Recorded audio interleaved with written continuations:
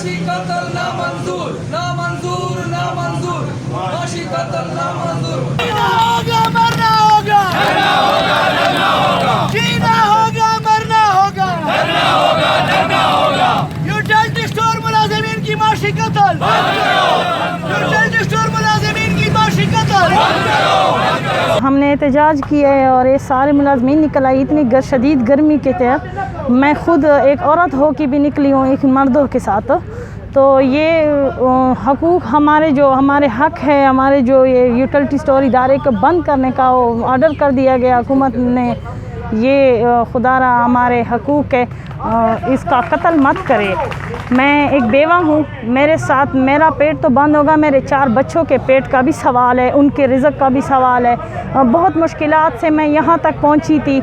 इससे मेरे बच्चों का रिज़्क़ चल रहा था, मेरे बच्चों का अच्छा मुस्तकबिल बन रहा था। किराए के घर में मैं रह के अपने बच्चों को कर रही हूँ।